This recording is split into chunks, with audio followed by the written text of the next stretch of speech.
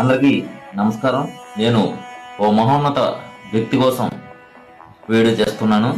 కొన్ని సంవత్సరాల క్రితం ఒక ధృవతార జన్మించిన రోజు, పేద బడుగు బలహీన వర్గాల్లో ఆశలు చిగురించిన రోజు. ఆయన ఒక చరిత్ర ఆయన్ని ఎన్నడూ మర్చిపోదు. ఆయనే శ్రీ స్వర్గీయ వంగవీటి మోహన్ రంగా గారు. రెక్కాడితే డొక్కాడని రిక్షా కార్మికుల కోసం, పేద ప్రజల కోసం అండగా నిలబడిన వ్యక్తి రంగా గారు. ప్రజల హక్కుల కోసం పోరాడుతూ ఆయన జైలుకి వెళ్ళిన సందర్భంలో దేశంలో ఎక్కడా లేనటువంటి విధంగా ఆయన జైల్లో ఉండగా ప్రజలు ఆయన్ని ఎమ్మెల్యేగా గెలిపించి అసెంబ్లీకి పంపించడం జరిగింది.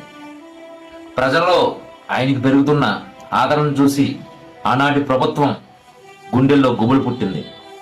పేదల ఇళ్ల పట్టాల కోసం నిరాహార దీక్ష కూర్చున్నటువంటి వ్యక్తికి పోలీస్ బందోబస్తు లేకుండా చేసి అర్ధరాత్రి కిరాయి గుండాలతో ఆయన్ని అత్యంత పాశవికంగా దారుణంగా నరికి చంపించారు.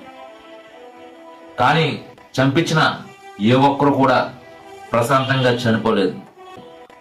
వాళ్ళు పదవులు చేసి ఉండొచ్చు, అధికారాన్ని అడ్డుపెట్టుకుని రంగా గారిని చంపించుండొచ్చు,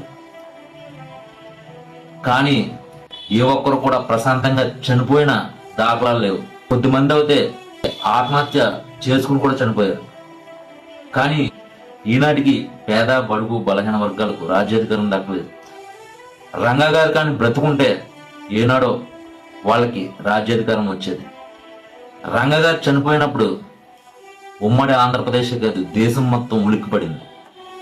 రంగా గారు చనిపోయినప్పుడు జరిగినటువంటి ఆస్తి నష్టం ఇక ఎన్నడూ జరగలేదు.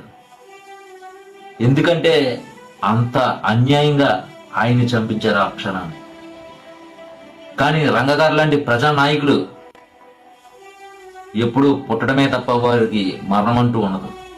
అందుకే ఈనాటికి ప్రజల గుండెల్లో ఆయన సజీవంగా ఉన్నాడు.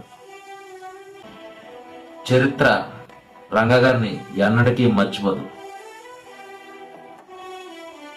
ఆయన చంపించిన ప్రతి ఒక్కరూ కూడా చరిత్రహీనులుగా మిగిలిపోయారు. ఈరోజు దేశంలోనే ఎవరికీ లేనటువంటి విగ్రహాలు రంగా గారికి ఒక్కరికే ఉన్నాయి. అదే నిదర్శనం రంగా గారు ఇంకా ప్రజల గుండెల్లో బ్రతికి ఉన్నారని చెప్పడానికి.